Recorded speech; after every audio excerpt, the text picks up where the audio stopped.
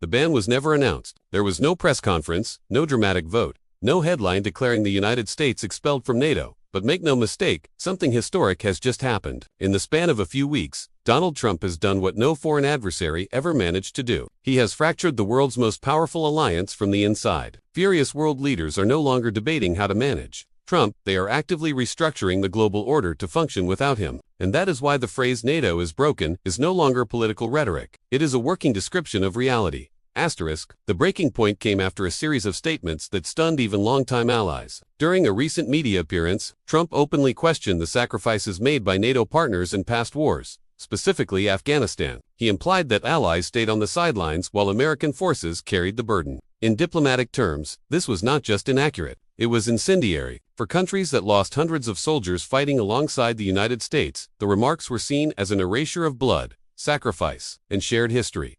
Asterisk, the reaction was immediate and visceral. British officials, normally restrained in public criticism of Washington, responded with open anger. Senior figures in Germany called the remarks unacceptable and demanded clarification. Canadian leaders reminded the world of their casualty figures. Even traditionally quiet allies like Denmark and the Netherlands issued statements reaffirming their military contributions. This was not coordinated outrage. It was raw, unfiltered resentment finally boiling over.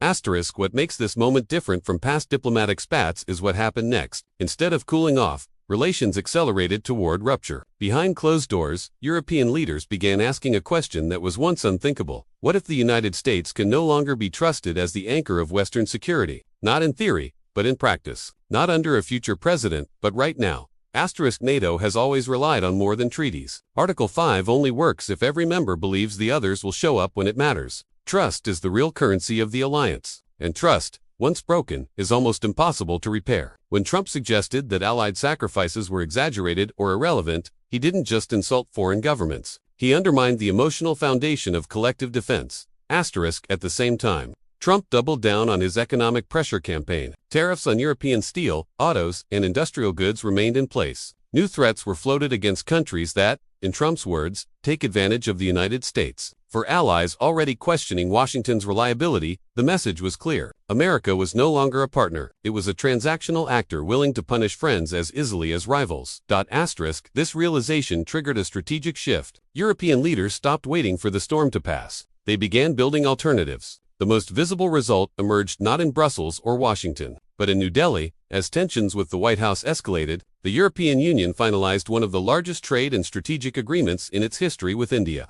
The timing was not accidental. It was a hedge against American unpredictability. Asterisk, the EU-India agreement goes far beyond tariffs. Yes, it creates one of the largest free trade zones on the planet, connecting over 2 billion people. Yes, it slashes duties on cars, machinery, pharmaceuticals, and agricultural products. But more importantly, it establishes long-term political and security cooperation, maritime security, cyber defense, supply chain resilience, and technology standards are now being discussed between Europe and India in forums where the United States once dominated.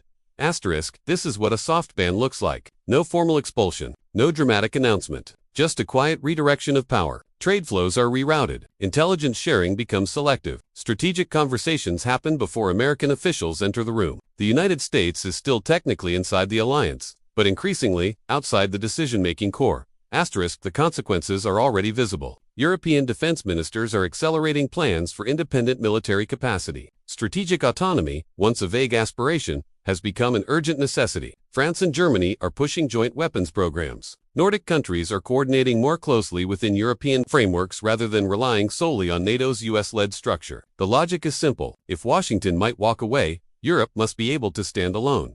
Asterisk, India's role in this shift cannot be overstated. For years, India balanced its partnerships carefully, working with the United States through forums like the Quad while maintaining autonomy. But recent trade disputes, visa restrictions, and tariff threats from Washington have forced New Delhi to reconsider its assumptions. Europe, offering market access without ideological volatility, now looks like a safer long-term partner. Asterisk, meanwhile, the United States is moving in the opposite direction. Under Trump, Washington has withdrawn from dozens of international organizations, dismissing them as globalist constraints. New alternative forums have been proposed, some including authoritarian leaders, while excluding traditional allies. This has alarmed European capitals, which see these moves as a fundamental departure from post-war Western alignment. Asterisk, the economic cost of this isolation is not theoretical. Tariffs raise prices at home, but the deeper danger is exclusion from future growth. When Europe and India eliminate barriers between themselves, American exporters are left at a disadvantage. Farmers, manufacturers, and tech firms find themselves competing from the outside. This is how influence erodes, not through collapse, but through irrelevance. There is also a symbolic dimension to the current crisis. Trump's renewed interest in acquiring Greenland, and his confrontational tone toward Denmark when rebuffed, sent shockwaves through Europe. Two smaller NATO members, the message was chilling. If the United States is willing to bully loyal allies over territory and trade, what protection does the alliance really offer? For Nordic countries already wary of Russian pressure, American unpredictability now feels like an added threat rather than a shield.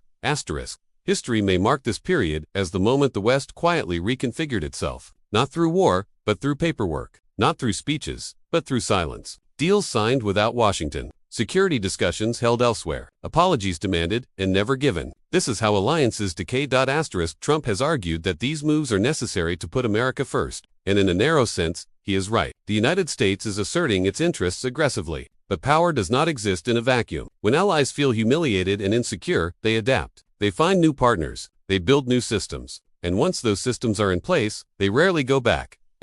The irony is that none of this required hostility toward America as a nation. It required only doubt about its leadership. NATO was never broken by tanks or missiles. It is being broken by distrust, by the sense that shared sacrifice no longer matters, by the belief that tomorrow's promises may be withdrawn. With the tweet. The ban on Trump is not written into any treaty. He can still attend summits. He can still speak at meetings. But influence is not about presence. It is about relevance. And right now, world leaders are signaling that they are preparing for a future where the United States is no longer the central pillar of the alliance it created.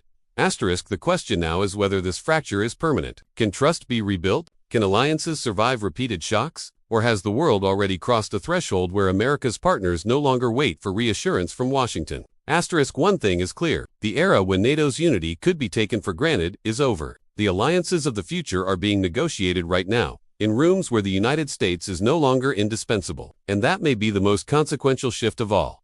This story is still unfolding. New trade responses, new diplomatic moves, and new security arrangements are expected in the coming weeks. The world is adjusting in real time. The question is whether the United States will adjust with it, or continue down a path that leaves it increasingly alone.